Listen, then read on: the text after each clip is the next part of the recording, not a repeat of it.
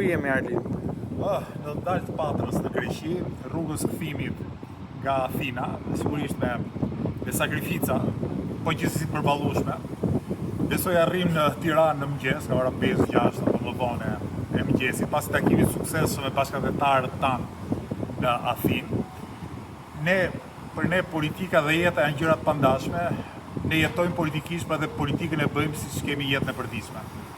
Çdo ditë po e shikojnë që kjo fushat do jetë edhe më e pabarabartë, domethënë. Si do shkoj? Po shkrit normale ti dhe pabarabartë. Ne krahasuar me kundërshtarët tanë kemi epërsinë morale, ata kanë epërsinë materiale, para pushtetit. Kështu që ajo që unë shpresoj dhe besoj fort është që epërsia jonë morale ka për të dalë më e rëndësishme dhe ngadhnjëse përmbi epërsisë tyre materiale, pra pushtetit dhe paras.